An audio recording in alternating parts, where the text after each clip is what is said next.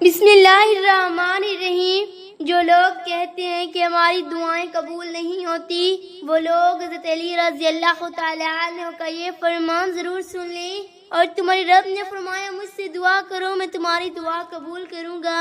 امام فخر الدین رازی رحمت اللہ علیہ فرماتی ہیں، یہ بات ضروری طور پر معلوم ہے کہ قیامت کے دن انسان کو اللہ تعالیٰ کی عبادت سے ہی نفع پہنچے گا، اس لیے اللہ تعالیٰ کی عبادت میں مشغول ہونا انتہائی اہم کام ہے۔ چونکہ عبادت کی اقسام میں دعا ایک بہترین قسم ہے، اس لیے یہاں بندوں کو دعا مانگنے کا حکم ارشاد فرمایا گیا۔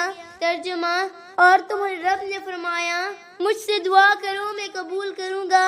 بے شک وہ جو میری عبادت سے اونچے کھینچ تکبر کرتے ہیں عنقریب جہنم میں جائیں گے ذلیل ہو کر۔ تمہارے رب نے فرمایا مجھ سے دعا کرو، میں تمہاری دعا قبول کروں گا۔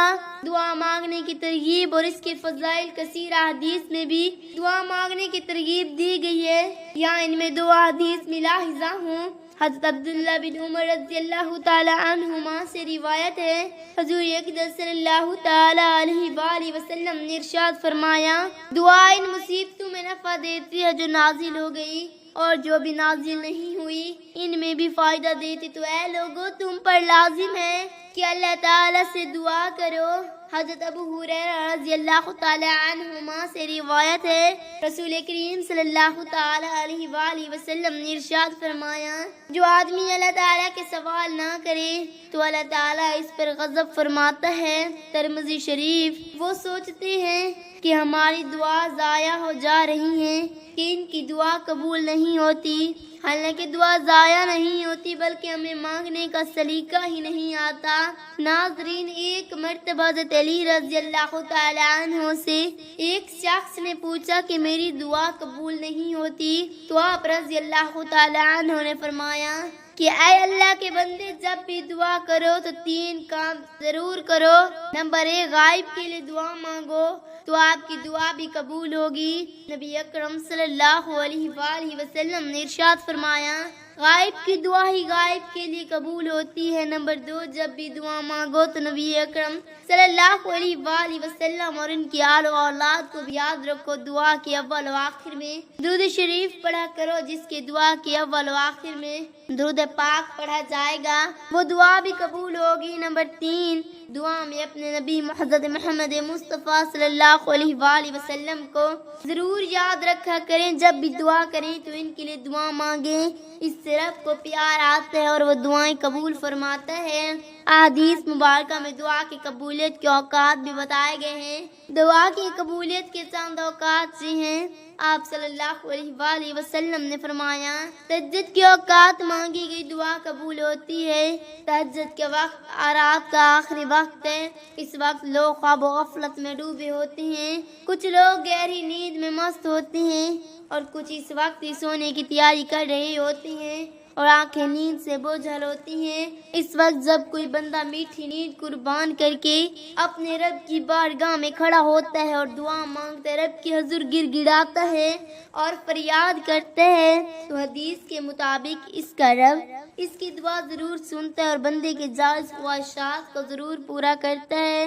تہجد کی نماز لاڈلی نماز ہے، اس وقت جو دعا مانگی جائے وہ ضرور قبول ہوتی ہے۔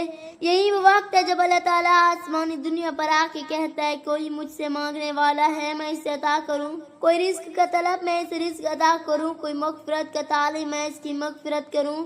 اس وقت جو لوگ جاگ رہے ہوتے ہیں، اپنے رب سے مانگ رہے ہوتے ہیں، ان کی مرادیں پوری ہو جاتی ہیں، اور جو سوئے ہوتے ہیں وہ شکوہ کرتے رہ جاتے ہیں کہ اللہ ہماری دعائیں ہی سنتا ہی نہیں۔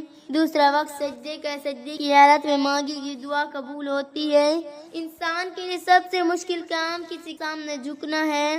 عزت دار لوگ کسی کے سامنے نہیں جھکتے، وہ پیشانی کو جھکنا ذلت سمجھتے ہیں، وہ جان دے دیتے ہیں مگر کسی کے سامنے گردن نہیں جھکاتے۔ جس وقت انسان سجدے کی حالت میں ہوتا ہے، اس پل میں وہ اپنے جسم کے سب سے بلند اور محترم عضو یعنی پیشانی کو اللہ کی بارگاہ میں جھک کر زمین سے ٹیک رہا ہوتا ہے۔ اللہ کو اپنے بندے کی یہ عاجزی اتنی پسند آتی ہے کہ اپنے بندے کو اس طرح حالت میں مانگی گئی ہر دعا پوری کر دیتا ہے۔ جھکنا اللہ تعالیٰ کو پسند ہے، جو جھک گیا وہ مراد پا گیا۔ تیسرا وقت آذان کا ہے۔ آذان کے دوران مانگی گئی دعا قبول ہوتی ہے۔ آذان سے مراد وہ پکار ہے جو اللہ کی جانب سے اس کے حکم سے انسانوں کو نماز کے لیے دی جاتی ہے۔ آذان نام کامیابی کا ہے۔ آذان پکارتی آئیں کامیابی کی طرف۔ جب انسان اللہ کے اس بلاوے پر لبیک کہتا ہے اور اس کا جواب دیتا ہے تو اس وقت اللہ نہ صرف انسان کی دعا سنتا بلکہ اسے پورا بھی کر سکتا ہے۔ چوتھا اور بہترین وقت فرض نماز کے بعد کا ہے۔ فرض نماز کے بعد جو دعا مانگی جاتی ہے وہ دعا ضرور قبول ہوتی ہے۔ اللہ نے انسانوں پر دن میں 5 نمازیں فرض کی ہیں۔ ہم نے فرض کی ادائیگی کی اور بھاگنے کے لیے نہ اللہ کو یاد کیا اور نہ ہی کچھ مانگا۔